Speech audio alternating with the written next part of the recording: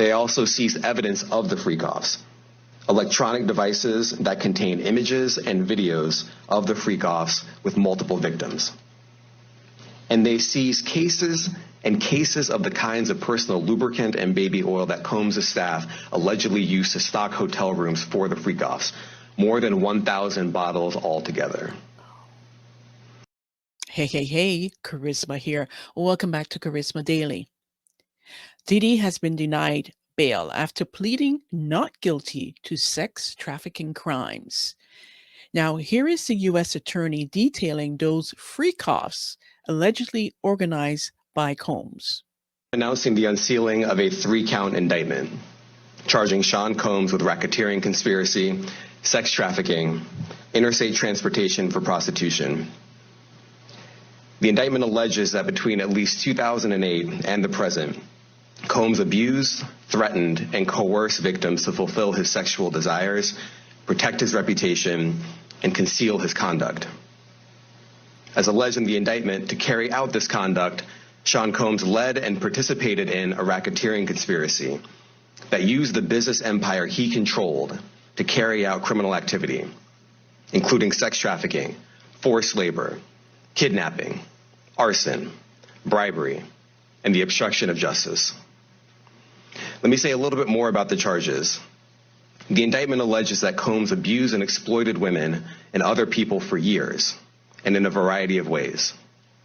As alleged, Combs used force, threats of force, and coercion to cause victims to engage in extended sexual performances with male commercial sex workers, some of whom he transported or caused to be transported over state lines.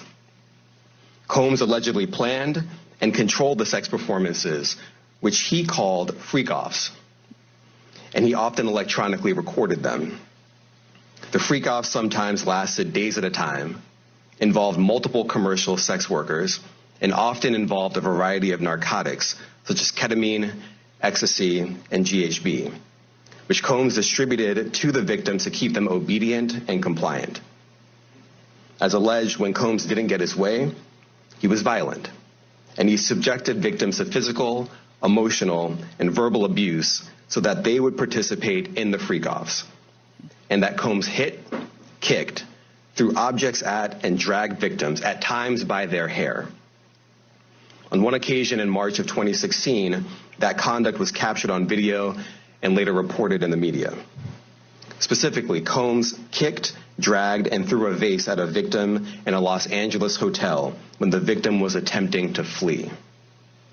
As alleged, these assaults often resulted in injuries to the victims, which took days or weeks to heal. In addition to the violence, the indictment alleges that Combs threatened and coerced victims to get them to participate in the freak-offs. He used the embarrassing and sensitive recordings he made of the freak-offs as collateral against the victims. And the indictment alleges that he maintained control over the victims in several ways, including by giving them drugs, by giving and threatening to take away financial support or housing, by promising them career opportunities, by monitoring their whereabouts, and even by dictating their physical appearance. Because of all of this, the indictment alleges that the victims did not believe they could refuse Combs without risking their security or facing more abuse. The indictment also alleges other acts of violence undertaken by Combs and others, including violence against witnesses to his abuse, kidnapping, and arson. The indictment alleges that on more than one occasion, Combs carried or brandished firearms to intimidate and threaten victims and witnesses. Now, Combs did not do this all on his own. As I mentioned, Combs has been charged with Rico conspiracy. He used his business and employees of that business and other close associates to get his way. Those individuals allegedly included high-ranking supervisors in the business, personal assistants, security staff, and household staff. Did you notice that they're only focusing on the people that are close around him, but they haven't mentioned any that is related or other high-profile individuals were involved or witnessed some of this abuse. I mentioned this yesterday in my episode when I went through the actual indictment of the 14 pages. If you want to check that out, check out yesterday's episode. But it's very interesting to me that this focus or scope of indictment is very limited in its scope. It doesn't really, at least not right now, hasn't mentioned any other person outside of the people around him, his closest circle. Let's continue. The indictment alleges that those individuals facilitated the freak-offs. They booked the hotel rooms and stocked them with the supplies, including drugs, baby oil, personal lubricant, extra linens, and lighting. When the hotel rooms got damaged, they helped clean it up. They arranged for victims and commercial sex workers to travel for the freak-offs, and they delivered large quantities of cash to Combs to pay for the commercial sex workers. The indictment also alleges that they helped Combs cover up his crimes. During the March 2016 incident at the LA hotel that I mentioned earlier, a member of the hotel security staff intervened, and Combs attempted to bribe the staff member with a stack of cash to make sure that what happened was kept quiet. And as the indictment alleges, in late 2023, after public allegations were made about Combs' crimes, he and others pressured witnesses and victims to stay silent, including by making phone calls to witnesses and victims and giving them a false narrative of what they had experienced. And as alleged, Combs used others to help conceal his abuse by monitoring and preventing victims from leaving a location in order to hide their injuries, or by locating and contacting a victim who had attempted to flee. As part of this investigation, in March of this year, special agents from HSI executed search warrants at Combs' residences in Miami and Los Angeles. They also executed a warrant for Combs' electronic devices. During those searches, agents seized evidence of the crimes charged in this indictment. They seized firearms and ammunition, including 3 defaced AR-15s and a large capacity drum magazine. They also seized evidence of the freak-offs, electronic devices that contain images and videos of the freak-offs with multiple victims. And they seized cases and cases of the kinds of personal lubricant and baby oil that Combs' staff allegedly used to stock hotel rooms for the freak-offs, more than 1,000 bottles altogether. Here are some of the items that we recovered during the searches.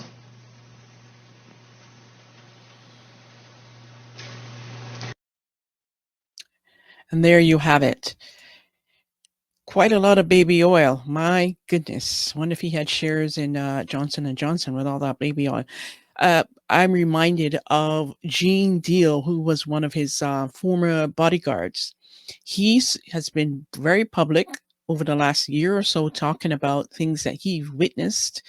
Did he do the abuse, the women that he heard, and the other employees and associates that Diddy was abusive to, and a lot of his shady dealings. Take a listen to what Gene Deal had to say.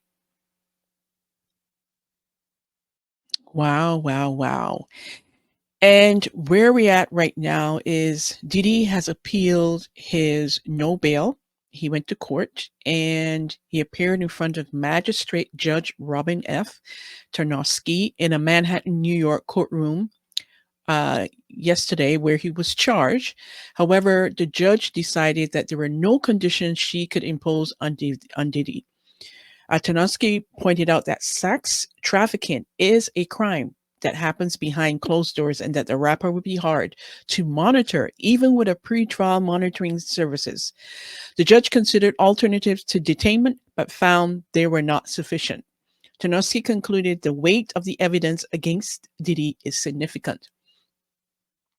Now, he has gone ahead and filed an appeal of the judge's decision to deny his release, promising to submit to weekly drug testing, barring any women apart from his family members from visiting him, and having no contact with people who are considered witnesses in the embattled hip-hop moguls, sex trafficking, and racketeering case. Combs said he would agree to weekly drug testing after his alleged substance abuse was repeatedly mentioned by prosecutors, who claimed police found a pink powdery substance inside Combs' five-star hotel following his arrests. Very interesting. Results of the substance have not been confirmed, officials noted, but said it was similar in appearance to drugs they've confiscated from his Miami mansion during the March raid that later tested positive for ecstasy and other illicit substances.